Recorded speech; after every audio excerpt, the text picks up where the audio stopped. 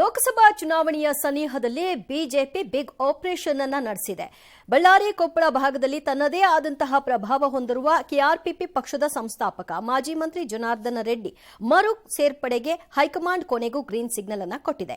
ಯಾವುದೇ ಷರತ್ತುಗಳಿಲ್ಲದೆ ನಾಳೆ ಬೆಂಗಳೂರಿನಲ್ಲಿ ಜನಾರ್ದನ ರೆಡ್ಡಿ ಬಿಜೆಪಿ ಸೇರ್ತಾರೆ. ಅಲ್ಲದೆ ಅಮಿತ್ ಶಾ ಸೂಚನೆ ಮೇರೆಗೆ ಕೆಆರ್ಪಿಪಿ ಪಕ್ಷವನ್ನು ಬಿಜೆಪಿಯಲ್ಲಿ ವಿಲೀನ ಮಾಡಲಿದ್ದಾರೆ. ಅಮಿತ್ ಶಾ ಜನಾರ್ದನ ರೆಡ್ಡಿ ಭೇಟಿ ಬೆನ್ನಲ್ಲೇ ಈ ಮಹತ್ವದ ಬೆಳವಣಿಗೆ ಆಯಿತು. ಇಂದು ಬೆಂಗಳೂರಿನ ನಿವಾಸದಲ್ಲಿ ಕೆಆರ್ಪಿಪಿ ಪದಾಧಿಕಾರಿಗಳು ಮುಖಂಡರ ಜೊತೆ ಸಭೆ ನಡೆಸಿದ ಜನಾರ್ದನ ರೆಡ್ಡಿ ಪಕ್ಷವನ್ನ ಬಿಜೆಪಿಯಲ್ಲಿ ವಿಲೀನ ಮಾಡುವುದಾಗಿ ಘೋಷಿಸಿದ್ರು.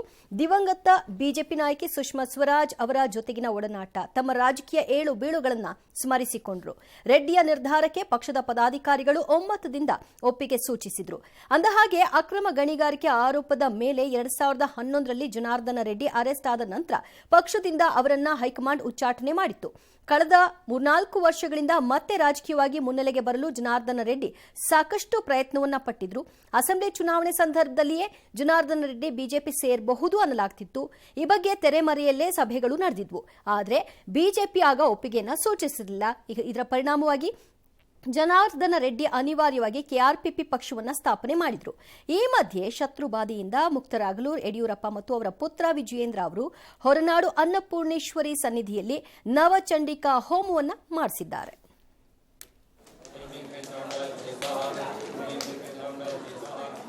ಭಾರತೀಯ ಜನತಾ ಪಕ್ಷದಲ್ಲಿ ಅತಿ ಚಿಕ್ಕ ವಯಸ್ಸಿಂದ ಕೂಡ ಲಾಲ್ ಕೃಷ್ಣ ಅದ್ವಾನಿ ಅವರ ರಾಮ ರಥಯಾತ್ರೆ ಮೂಲಕ ರಾಜಕೀಯ ರಂಗ ಪ್ರವೇಶ ಮಾಡಿರುವಂಥ ನಾವು ತಾಯಿ ಸಮಾನವಾಗಿರುವಂಥ ಒಂದು ಭಾರತೀಯ ಜನತಾ ಪಕ್ಷಕ್ಕೆ ನಾಳೆ ಬೆಳಿಗ್ಗೆ 10 ಗಂಟೆಗೆ ನಮ್ಮ ರಾಜ್ಯಾಧ್ಯಕ್ಷರಾದ ಸನ್ಮಾನ್ಯ ವಿಜೇಂದ್ರ ಅವರು ಎಲ್ಲ ನಾಯಕರುಗಳು ಮತ್ತು ದೆಹಲಿಯ ಎಲ್ಲ ಪ್ರಮುಖ ನಾಯಕರುಗಳ ಒಂದು ಆಹ್ವಾನದ ಮೇರೆಗೆ ನಾನು ಭಾರತೀಯ ಜನತಾ ಪಕ್ಷದಲ್ಲಿ ಸೇರ್ಪಡೆ ಆಗ್ತಾ ಇದ್ದೀನಿ. ಸನ್ಮಾನ್ಯ ಯಡಿಯೂರಪ್ಪನವರು ಒಂದು ತಂದೆ ಸ್ಥಾನದಲ್ಲಿ ಅವ್ರಿಗೆ ನಾನು ಯಾವತ್ತೂ ಗೌರವ ಕೊಡ್ತೇನೆ. ಶ್ರೀರಾಮುಲು ಅವ್ರನ್ನ ಒಂದು ಮಗು ರೀತಿಯಲ್ಲಿ ನಾವು ಅವ್ರನ್ನ ಬೆಳೆಸಿರುವಂಥವ್ರು. ಎಲ್ಲಿ ಕೂಡ ಭೇದ ಭಾವಗಳು ಅನ್ನೋದಾಗ್ಲಿ, ಡಿಫರೆನ್ಸಸ್ ಅನ್ನೋದಾಗ್ಲಿ ಯಾವುದೇ ಕಾರಣಕ್ಕೂ ಕೂಡ ಇದ್ದಿಲ್ಲ.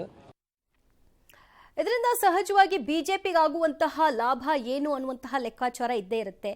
ಕಲ್ಯಾಣ ಕರ್ನಾಟಕ ಭಾಗದಲ್ಲಿ ಜನಾರ್ದನ ರೆಡ್ಡಿ ಅವರ ಒಂದು ಹೋಲ್ಡ್ ಇದೆ. ಅದು ವಿಧಾನಸಭಾ ಚುನಾವಣೆಯಲ್ಲಿ ಅವರು ಸ್ಪರ್ಧೆ ಮಾಡಿದಾಗ ಬಿಜೆಪಿಗೆ ಗೊತ್ತಾಗಿದೆ.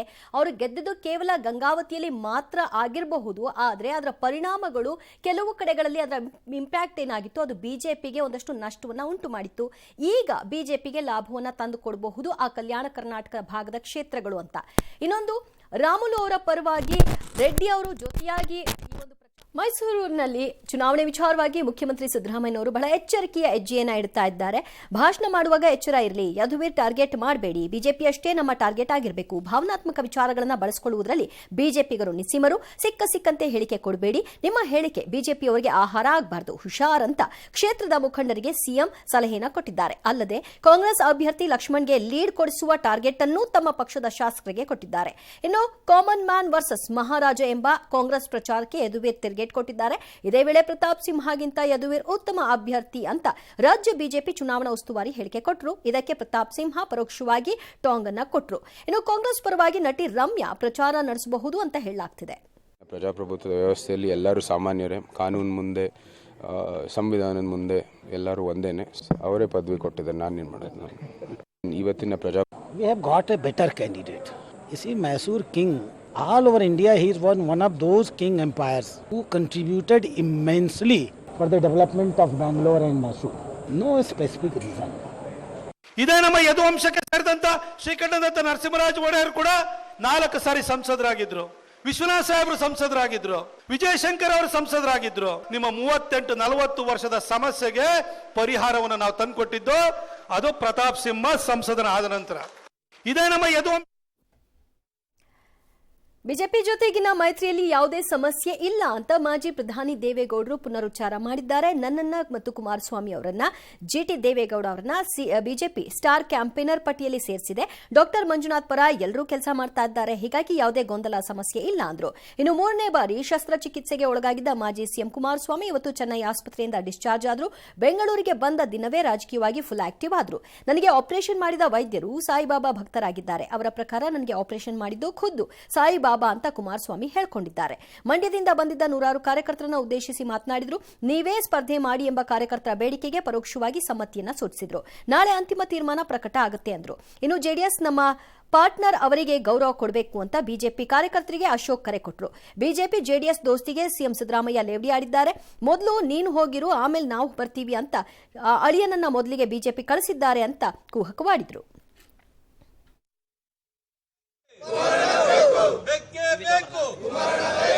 ಮಂಡ್ಯದಲ್ಲಿ ಅಭ್ಯರ್ಥಿ ಸಂದರ್ಭದಲ್ಲಿ ತಮ್ಮ ನಾಮಗಳಲ್ಲಿ ಅಕ್ಕರೆ ನಿಮ್ಮ ಆಸ್ತಿಗೆ ನಾನು ನಿರಾಸೆ ಮಾಡಲ್ಲ. ಭಗವಂತ ನನ್ನನ್ನು ಕಾಪಾಡಿದ್ದಾನೆ. ಅವರು ಸಾಯಿಬಾಬಾ ಭಕ್ತರು, ಅವರು ಡಾಕ್ಟ್ರು. ಅವರು ಸಾಯಿಬಾಬನಿಗೆ ಹೋಗಿ ಪೂಜೆ ಸಲ್ಲಿಸಿ ಬಂದು ನನಗೆ ಆಪರೇಷನ್ ಮಾಡಿದಂಥದ್ದು. ಸಾಯಿಬಾಬಾ ಬಂದು ಆಪರೇಷನ್ ಮಾಡಿದ್ದಾರೆ ಹೊರತು ನಾನೆಲ್ಲ ಮಾಡಿರೋದು ಅಂತ. ಬಿಜೆಪಿ ಜೊತೆ ಅಲಯನ್ಸ್ ನಮ್ದೇನು ಪ್ರಾಬ್ಲಮ್ ಇಲ್ಲ. ನಾವು 3 ಸೀಟು ಕೊಟ್ಟಿದ್ದಾರೆ. ಮಂಜುನಾಥ್ ಅವ್ರದ್ದು ಎಲ್ಲರೂ ನಿಷ್ಠೆಯಿಂದ ಕೆಲಸ ಮಾಡ್ತಾರೆ. ಯಾವ ಪ್ರಾಬ್ಲಮ್ ಖಂಡಿತ ಪ್ರಾಬ್ಲಮ್ ಇಲ್ಲ. ಕುಮಾರಸ್ವಾಮಿ ಬಂದಿದ್ದಾರೆ ಇವತ್ತು ಅಂತಿಮ ತೀರ್ಮಾನ. ಕೋರ್ ಕಮಿಟಿ ಚೇರ್ಮನ್ ಇದ್ದಾರೆ, ಅವರೆಲ್ಲ ಕೂತು ಮಾತಾಡಿ ಕೂತು ತೀರ್ಮಾನ ಕುಮಾರಸ್ವಾಮಿ ಮಾಡ್ತಾರೆ. ಅವ್ರಿಗೆ ಕುಮಾರಸ್ವಾಮಿ ಇದು ಹೊಂದಾಣಿಕೆ ಗೊತ್ತಿದೆಯಲ್ಲ. NDA ಪಾರ್ಟ್ನರ್ ಆಗಿದ್ದಾರೆ. JDS ಅವರು NDA ಪಾರ್ಟ್ನರ್ ಆಗಿದ್ದಾರೆ. ಅವ್ರಿಗೂ ಗೌರವ ಕೊಡಬೇಕು, ಅವರನ್ನು ಜೊತೆ ತೆಗೆದುಕೊಳ್ಬೇಕು. ಅವ್ರದ್ದು ಕರ್ನಾಟಕದಲ್ಲಿ ಸಾಕಷ್ಟು ಓಟ್ಗಳಿದೆ, ಅವ್ರಿಗೂ ಮತದಾರರ ಬೆಂಬಲ ಇದೆ. ಆ ದೃಷ್ಟಿಯಿಂದ ಅವ್ರನ್ನೂ ಒಟ್ಟಿಗೆ ತೆಗೆದುಕೊಂಡು ಹೋಗಬೇಕು ಅನ್ನೋ ದೃಷ್ಟಿಯಿಂದ ನಮ್ಮ ಕೇಂದ್ರದ ನಾಯಕರು ಸೀಟುಗಳನ್ನು ತೀರ್ಮಾನ ಮಾಡಿ ಘೋಷಣೆಯನ್ನು ಮಾಡ್ತಾರೆ. ಬರ ಪರಿಹಾರ ಕೊಟ್ಟಿಲ್ಲ ಅಂತ ಕೇಂದ್ರದ ವಿರುದ್ಧ ಸುಪ್ರೀಂ ಕೋರ್ಟ್ ಹೋಗಿರುವಂತಹ ರಾಜ್ಯ ಕಾಂಗ್ರೆಸ್ ಸಿದ್ದರಾಮಯ್ಯ ಸರ್ಕಾರದ ವಿರುದ್ಧ ದೋಸ್ತಿಗಳು ಮುಗಿಬಿದ್ದಿದ್ದಾರೆ. ಸಿದ್ದರಾಮಯ್ಯ ಸರ್ಕಾರದ ಆರೋಪ ಸುಳ್ಳು ಅಂತ ವಿತ್ತ ಸಚಿವೆ ನಿರ್ಮಲಾ ಸೀತಾರಾಮನ್ ಹೇಳಿಕೆ ಕೊಟ್ಟಿದ್ದಾರೆ. ಇದಕ್ಕೆ ಸಿಎಂ ತಿರುಗೇಟು ಕೊಟ್ಟಿದ್ದಾರೆ. INDIA ಗೆದ್ರೆ ಮೇಕೆದಾಟು ಯೋಜನೆ ಜಾರಿಗೆ ಬಿಡಲ್ಲ ಅಂತ ಡಿಎಂಕೆ ಪ್ರಣಾಳಿಕೆಯಲ್ಲಿ ಹೇಳ್ತು. ಇದಕ್ಕೆ ಮಾಜಿ ಪ್ರಧಾನಿ ದೇವೇಗೌಡರು ಆಕ್ರೋಶವನ್ನು ಹೊರಹಾಕಿದ್ರು. ಜೆಡಿಎಸ್ ಪ್ರಣಾಳಿಕೆಯಲ್ಲಿ ಮೇಕೆದಾಟು ಯೋಜನೆ ಜಾರಿ ಮಾಡ್ತೀವಿ ಅನ್ನೋ ಭರವಸೆ ನೀಡ್ತೀವಿ ಅಂತ ಟಕ್ಕರ್ ಕೊಟ್ಟರು. ಈ ಮಧ್ಯೆ ಇಂದು ಕೂಡ ಕಬಿನಿ ಜಲಾಶಯದಿಂದ 1500 ಕ್ಯೂಸೆಕ್ ನೀರನ್ನು ನದಿಗೆ ಬಿಟ್ಟಿರೋದು ಚರ್ಚೆಗೆ ಗ್ರಾಸವಾಗಿದೆ. ಶಿವಮೊಗ್ಗ ಪ್ರಚಾರ ಸಭೆಯಲ್ಲಿ ನಟ ಶಿವರಾಜ್ ಕುಮಾರ್ ಸಿನಿಮಾ ಶೈಲಿಯಲ್ಲಿ ಡೈಲಾಗ್ ಅನ್ನ ಹೊಡೆದಿದ್ದಾರೆ. ಜೊತೆಗೆ ಪತ್ನಿ ಪರವಾಗಿ ಮತಯಾಚನೆಯನ್ನ ಮಾಡಿದ್ದಾರೆ. ಇನ್ನು ಚಿತ್ರದುರ್ಗ ಬೋವಿ ಮಠದಲ್ಲಿ ರಾಜಕೀಯ ಭಾಷಣ ಮಾಡಿದ್ದಾರೆ ಎಂಬ ಕಾರಣಕ್ಕೆ ಶಿವಮೊಗ್ಗ ಬಿಜೆಪಿ BY ರಾಘವೇಂದ್ರ ವಿರುದ್ಧ ನೀತಿ ಸಂಹಿತೆ ಉಲ್ಲಂಘನೆ ಕೇಸ್ ದಾಖಲಾಗಿದೆ.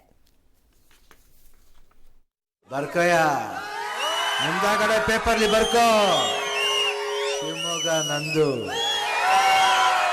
ಇಲ್ಲಿರೋರೆಲ್ಲ ಶಿವಮೊಗ್ಗ ಹುಲಿಗಳು, ಜ್ಞಾಪಕ ಇರಲಿ. ಯಾವಾಗಲೂ ಹೆಣ್ಮಕ್ಳು ತವ್ರಿಗೆ ಬಂದಾಗ ಏನಾದ್ರೂ ಉಡುಗೊರೆ ಕೊಡ್ತೀವಿ. ಸರಿ, ಈ ಸತಿ ತಿರ್ಗಾ ನಿಮ್ಮ ಮನೆಗೆ ಗೀತಾ ಬಂದಿದ್ದಾರೆ, ತವ್ರ ಮನೆಗೆ ಬಂದಿದ್ದಾರೆ. ಯಾಕೆ? ನಾಳೆ SSLC ಪರೀಕ್ಷೆ 1 ಶುರುವಾಗಲಿದೆ. ಒಟ್ಟು 2750 ಕೇಂದ್ರಗಳಲ್ಲಿ 8.69 ಲಕ್ಷ ವಿದ್ಯಾರ್ಥಿಗಳು ಪರೀಕ್ಷೆಯನ್ನ ಬರೀತಾ ಇದ್ದಾರೆ. ಮಕ್ಕಳೇ ಆಲ್ ದಿ ಬೆಸ್ಟ್.